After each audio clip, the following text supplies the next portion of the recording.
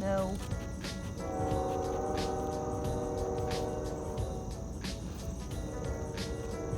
Hey y'all, welcome back. I was just talking to my little cicada friend here. He's a big feller. Just one of the few things we're finding today around the farm. Let's get to it. What we got going on here today?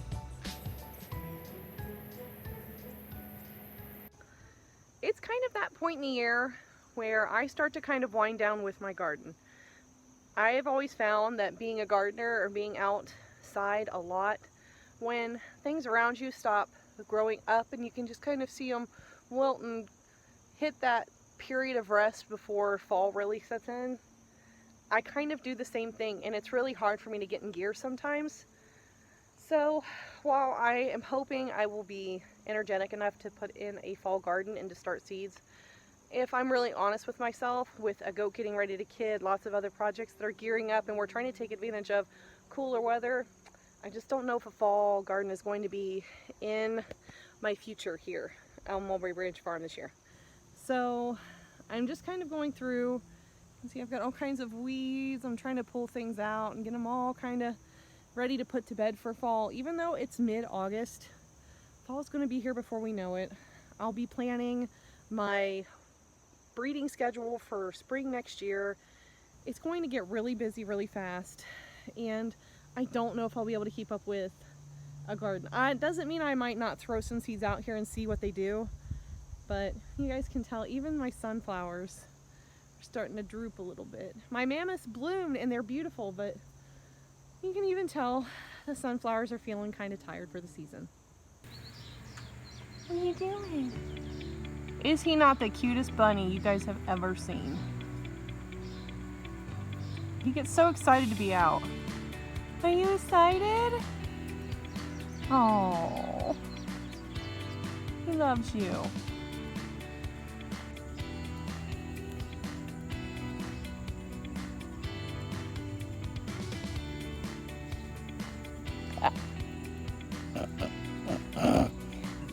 Oh, fun! He's like fearless.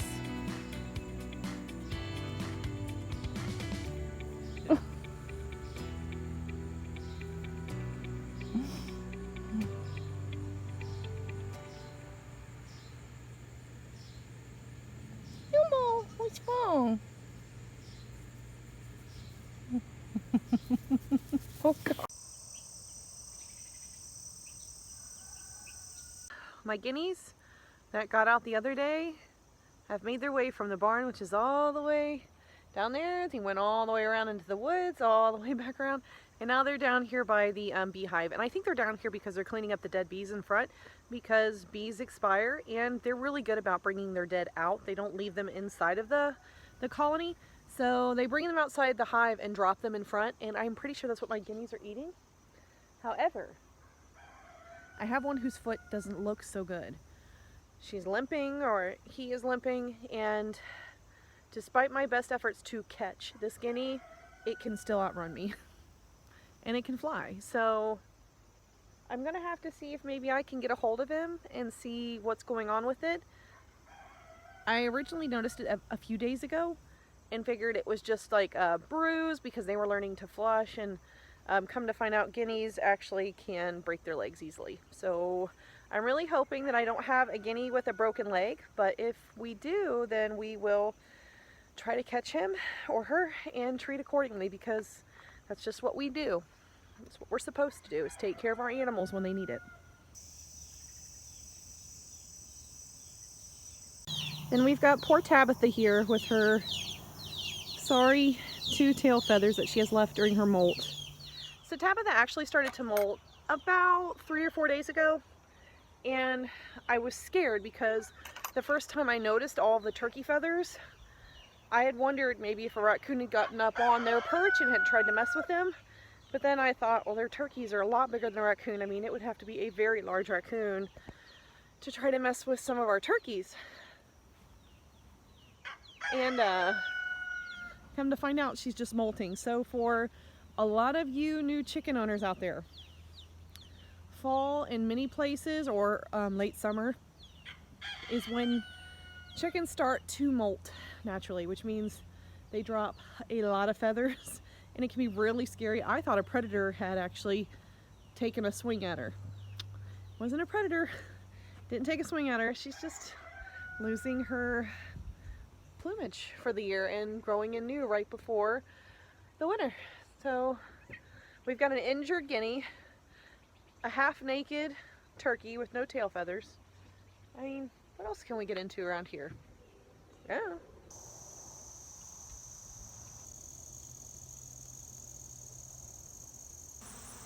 I don't see any fighting behaviors here, guys. I think this is an orientation flight.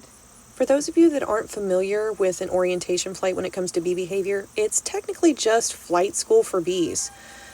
Many bees are born in large batches, so when a batch of forager bees are born, they all come out at once and learn to fly.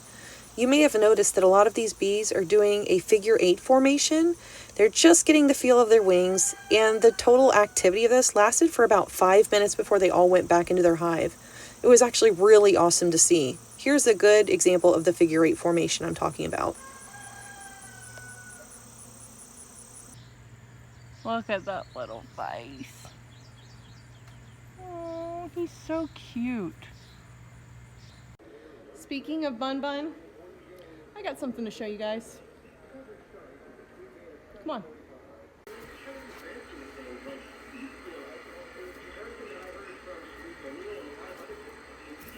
Quit, it's not ring around the rosy, bud.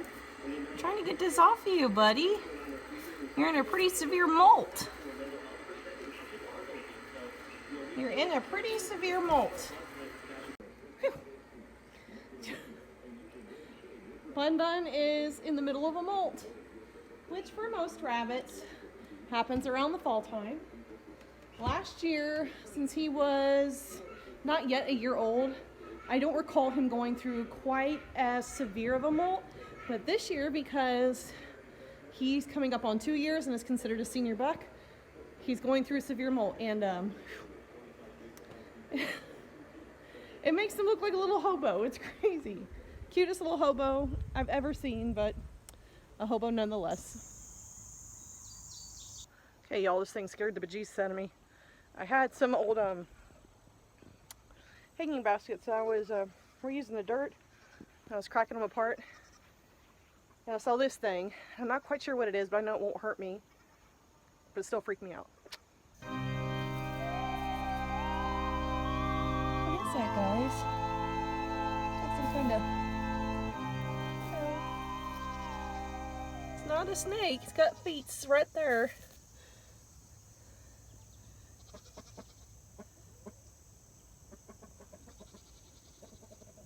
Guess I get to do some research. He's really cool, but I know my turkeys will eat him, or my dogs, or anything else that's out here, so I'm going to try to usher him underneath there, even though he gives me the heebie-jeebies. Go that way, buddy. Go that way. Go the other way. Go the other way. Oh, not in my dirt. Not in my dirt. Oh. Honey, I need my dirt. I need to reuse my dirt, but he needs a home. I know if I put my hand down there, even though he's not dangerous, he'll probably bite me. So, and I don't want my turkeys to eat him. Sucks to have a heart sometimes. So I bet you guys can tell. This video was filmed over the span of a couple of days.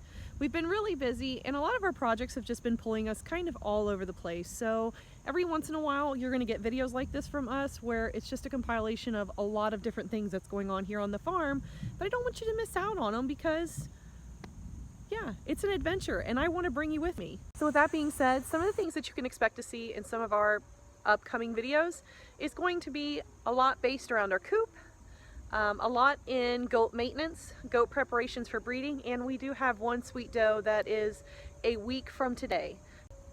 Today is August 25th, and if you're not familiar with goats, their gestation period is anywhere from 145 days to 150, give or take, especially for Nigerians because they're a smaller breed. So that means it's roughly a 5-month wait from the moment of conception until we get to see those sweet kids. And we're a week away. So I have a lot of preparation I need to be doing there. I have a lot of preparation for breeding does. We won't be breeding until late fall, but it's coming. So I need to start preparing now and making sure they're in good body condition for breeding along with my bucks. I hope you enjoyed this one. If you want to keep up with me, my little farm, and my little family, follow us on Instagram or Facebook. And if you found yourself enjoying this video, go ahead, let me know you liked it. Leave me a like, drop me a comment. What are some of your favorite things going on right now at this summer and fall transition? I'm looking forward to the break in heat, honestly. And who can say no to planning for more goat babies? And if you really found yourself wanting to commit to us, go ahead and subscribe. It helps us out a whole lot. But until next time, guys, thanks so much for being here with us on Mulberry Branch Farm. Remember, stay healthy out there and be kind to one another. We'll catch you in the next one.